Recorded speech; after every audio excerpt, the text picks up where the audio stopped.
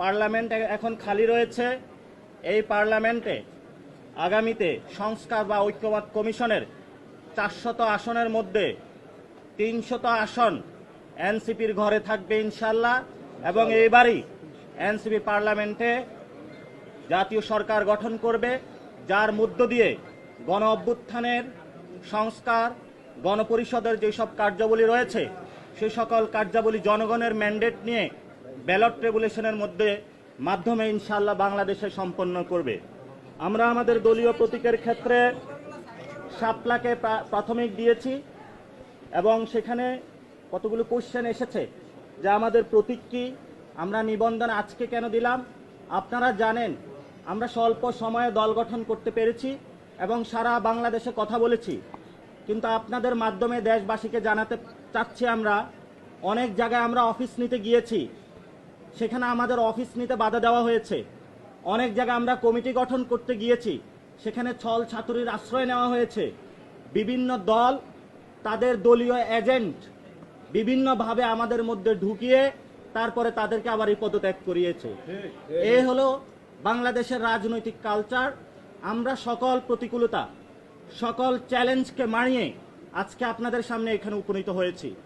বাংলাদেশে যেভাবে 5 তারিখে গণ অভ্যুত্থানে বাংলাদেশের মানুষের জয় হয়েছিল, আগামীর পার্লামেন্ট ভোট ব্যাংকে এনসিপির শাপলা প্রতীকে পুরো বাংলাদেশের মানুষ জয় জয়কার করে দিবে।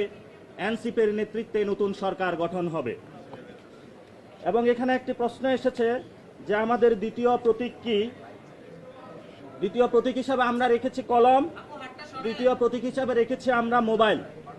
তবে আমরা নির্বাচন কমিশনের কাছে এবং দেশবাসীর কাছে আবেদন রাখব আমাদেরকে যাতে শাপলায় মনোনয়ন দেওয়া হয় এবং শাপলা মার্কার মাধ্যমেই জনগণের তাদের সরকার গঠন করে।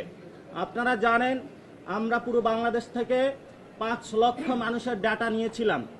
সেখানে আমরা দেখিয়ে দেওয়ার চেষ্টা করেছি যে অধিকাংশ বাংলাদেশের মানুষ এনসিপির প্রতীক হিসাবে শাপলা চায়। জনগণের সেই পালসটা বুঝে আমরা আজকে নির্বাচন কমিশনে শাপলা প্রতীকের জন্য আমরা জমা দিয়েছি। সাংবাদিক বন্ধুরা এবং দেশবাসী যারা প্রত্যক্ষ করছেন, আপনাদের দোয়া এবং আশীর্বাদ আমাদেরকে রাখবেন, সরকার গঠনে সহযোগিতা রাখবেন।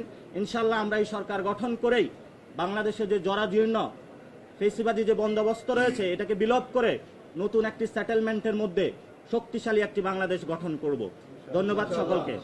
আমাদের ইতিমধ্যেই ট্রাকে করে আপনারা জানেন নির্বাচন কমিশনের আমরা 105টি উপজেলার মেম্বারশিপ ফর্ম থেকে শুরু করে সবগুলো ক্রাইটেরিয়া পূরণ করেছি। 25টি ডিস্ট্রিক্ট কমিটির হলো আমরা জমা দিয়েছি। আমরা এখানে প্রাথমিক যে নিবন্ধনের 5টার আগে সাবমিশন করার কথা সেটা করেছি।